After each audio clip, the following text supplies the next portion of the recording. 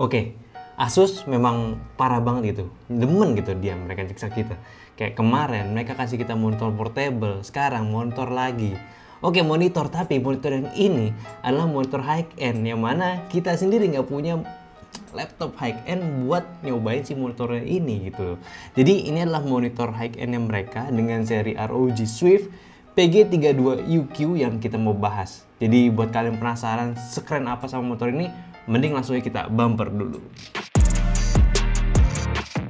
Selamat datang di Nyantai dengan gua Ali. So di sini adalah channel yang suka review dan juga riset sesuatu berkaitan dengan teknologi. So kalau kalian tertarik bisa aja subscribe dulu ke channel ini dan pastinya aktifin juga notifikasinya biar tahu dan langsung tonton video terbaru kita nantinya. Oke?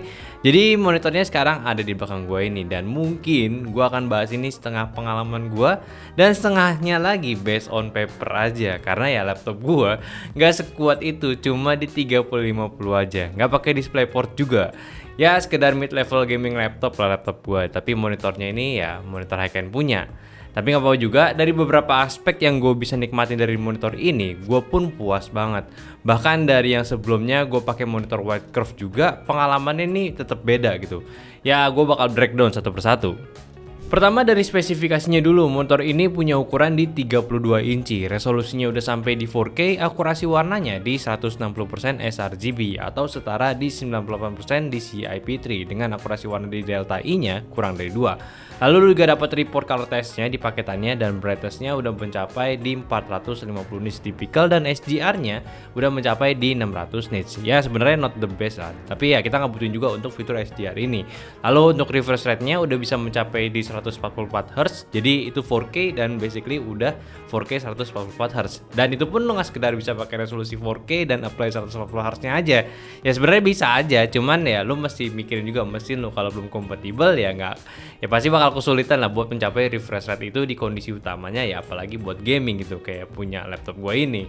Di monitor ini juga udah punya teknologi quantum dots, jadi reproduksi warna yang dihasilkan bakalan vivid dan bisa mencapai DCI-P3 di angka 98% tadi. Yang menarik sih, DCI-P3 juga adalah akurasi warna yang bisa digunakan di industri perfilman, jadi menghasilkan warna warm yang lebih kontras lagi. Jadi cukup berkesinambungan nih, kalau misalkan lu pakai buat bermain game, bisa dapetin sensasi yang lebih baik lagi di monitor ini. Lalu untuk spesifikasi untuk gamingnya juga udah komplit. Monitor ini udah pakai G-Sync dan juga FreeSync kompatibel, so 2 GPU udah aman pakai monitornya. Terus ada fitur ELMB Sync atau Extreme Low Motion Blur Sync. Jadi udah bisa nih memberikan response time 1 millisecond dengan mini motion blur. Ini fitur juga udah ada di generasi Asus sebelumnya, di monitor Asus sebelumnya, dan sekarang hadir kembali, ditambah pula ada Asus Variable Overdrive. Jadi di monitor ini bisa menyesuaikan frame rate kita ketika sedang ada drop frame rate, sehingga nanti monitor itu bisa menyesuaikan dan mengiluminasi grafis ghostingnya, dan gambar pun tetap smooth di monitor ini. Sebetulnya fitur ini ya fitur yang agak sulit juga dilihat oleh mata awam. Pengguna itu memang khusus untuk entusias yang lebih tepatnya gitu. Tapi kalau misalnya kita nih sebagai awam pakai monitor ini, setidaknya dijamin untuk experience itu bakalan dapat yang terbaik dari si Asus. Dan gak sampai itu juga, lu udah diberikan in-game enhancement dari Asus berupa ultra low blue light teknologi dan flicker free teknologi.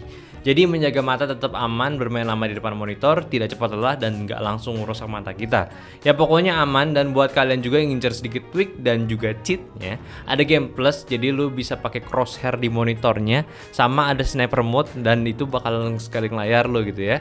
Plus ada FPS counter juga dan timernya untuk mengetahui informasi performa dan berapa lama lu udah bermain game.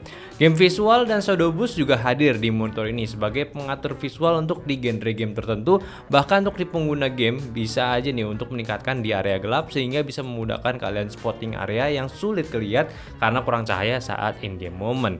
Ya kalau kita bahas monitor ini ya untuk di keperluan gaming ini udah cukup terbaik lah, apalagi buat maksimalin resolusinya si 4K ini, lo bisa banget pakai si monitor ini dengan akurasi warna yang udah cukup tinggi, sehingga lu kalau udah punya mesin game yang tinggi ini bisa dapat maksimum experience-nya. Bahkan dengan ukuran layar yang udah 4K 32 inci ini dan akurasi warna yang baik juga, lu bisa memanfaatkan monitornya untuk di kebutuhan kreativitas. Jadi lu bisa nih sambil konten kreator nggak usah takut dengan warna yang diberikan itu tidak akan maksimal.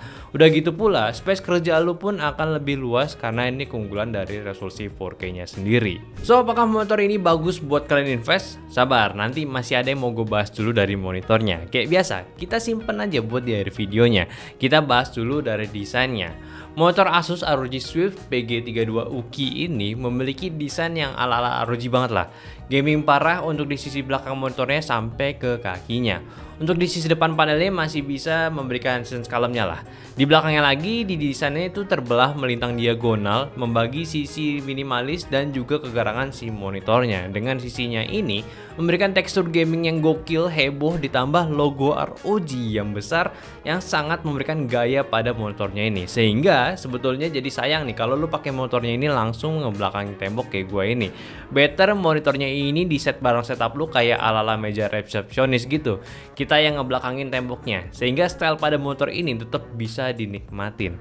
By the way, matanya tadi juga punya warna dasar chroma yang saat nonaktifnya, namun ketika di monitornya nyalakan, langsung otomatis logonya ini akan ada RGB yang bisa kita atur juga bersamaan dengan aura sync-nya Asus. Fitur ini yang paling bisa menunjukkan sepremium itulah monitornya si ROG ini. Plus dikasih juga di sisi sampingnya bagian luar ini semacam ada lubang-lubang untuk heat dissipation menjaga suhu monitornya tetap aman.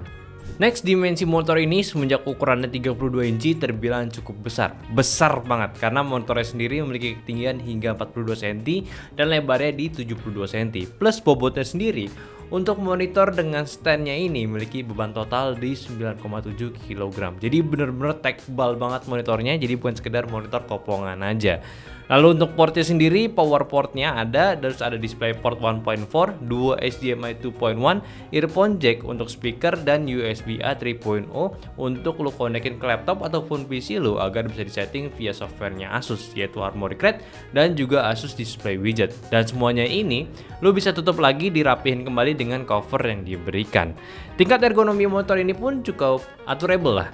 Lu bisa manfaatin mountingnya ini buat detail ke atas ke bawah, pending kiri ke kanan, dan juga naik turun. Asik lah, bisa menyesuaikan dengan posisi mata agar mendapatkan titik nyaman saat digunakan. Namun kalau ada yang tanya motor ini bisa di rotate, sayang sekali motornya belum bisa. Ya nggak heran juga sih sebenarnya. Lalu untuk stand monitornya ini yang tadi udah kita sempat bahas juga, tebal banget, kokoh ya. Ada lubang untuk kabel manajemen, namun satu hal yang gue kurang suka dari desainnya, kakinya ini nggak dibuat menyesuaikan, maksud gue dibuat menyesuaikan desain ROG sehingga nggak simetris. Dan buat gue yang sedikit perfeksionis agak terganggu karena gue kesulitan buat nempatin monitornya di posisi yang bener itu kayak gimana. Serius ini agak susah ya, dan untung aja udah tebal si standnya, jadi kayak gue masih maklumin lah buat di desainnya. Next up, untuk OSD atau pengaturannya, terdapat beberapa tombol serta joystick di sisi belakang kanan monitornya yang simple pengaturannya. Basically semua menunya ada di belakang sini, lu bisa akses dengan mudah. Namun kalau lu pengen yang lebih simple lagi, lu bisa aja colok USB dan atur monitornya ini melalui Harmony Crate untuk aura sync-nya atau Asus Display Widget untuk sisa pengaturan dari monitornya yang lebih banyak. So, pengalaman gue pakai motor ini, sekali lagi gue dibuat nyaman banget dengan monitornya. Gue nggak perlu banyak adaptasi dari monitor sebelumnya itu, yaitu si White Curve tadi.